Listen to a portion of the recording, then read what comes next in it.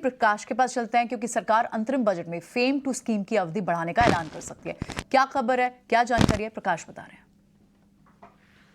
देखिए, सूत्रों के हवाले से जो जानकारी हमें मिल रही है उसके हिसाब से सरकार आगामी अंतरिम बजट में फेम टू स्कीम को एक्सटेंशन दे सकती है। सूत्र हमें बता रहे हैं कि हैवी इंडस्ट्री मिनिस्ट्री ने फाइनेंस मिनिस्ट्री को इस बात के लिए अप्रोच किया है और रिक्वेस्ट किया है कि जो फेम टू स्कीम है, जो कि एग्जिस्टिंग स्कीम है ईवी सेक्टर के लिए, उसको एक्सटेंशन दिया जाए। और इसके पीछे की जो बड़ी वजह है वो ये है कि जो मंत्रालय है वो फेम 3 स्कीम यानी कि एक नई स्कीम की प्रक्रिया पर काम कर रहा है। जो प्रोसेस है वो इस वक्त ऑन है और साथ ही साथ कंसल्टेशन की प्रक्रिया भी चल रही है, लेकिन वो अभी तक उसको अंतिम रूप नहीं दिया जा सका है।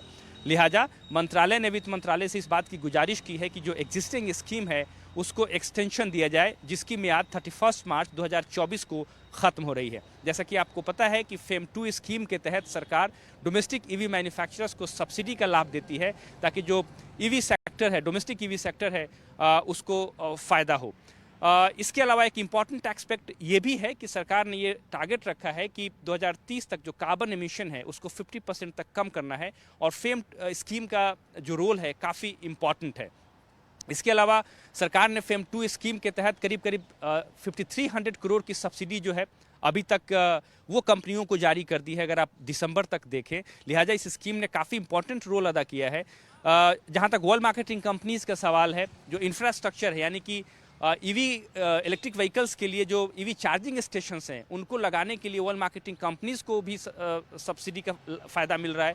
करीब 7500 इलेक्ट्रिक चार्जिंग स्टेशंस जो है वो लगाने हैं और इसके लिए वर्ल्ड मार्केटिंग कंपनीज को फ़ायदा मिल रहा है एग्जिस्टिंग स्कीम के तहत। इन सारे प्रावधानों को नए स्कीम में जारी रखा जा सकता है। सूत्र हमें बता रहे हैं कि जो नई स्कीम पर चर्चा चल रही है, कंसल्टेशन की प्रक्रिया चल रही है, उसमें कंपनियों को और इंसेंटिव्स का बेनिफिट जो है वो मिल सकता है आने वाले दिनों में। बहरहाल जो जानकारी हमें मिल रही है उसके हिसाब से जो फेम 2 स्कीम है उसको 31 मार्च 2024 के बाद भी जारी रखा जा सकता है, तब तक जब तक कि जो नई स्कीम है उसकी रूपरेखा को सरकार अंतिम रूप नहीं दे देती है। ऑलराइट, वेरी इंटरेस्टिंग प्रकाश, बहुत बहुत शुक्रिया ये खबर हमें बताने के लिए। तो यहाँ पर ओएमसीज को सब्सिडी का प्रावधान था, जिस पर अब प्रकाश हमें बता रहे हैं कि ये बढ़ाने का, अवधि बढ़ाने का भी प्रस्ताव भेजा गया है, ठीक है, हेवी मिनिस्ट्री की तरफ से। ठीक है।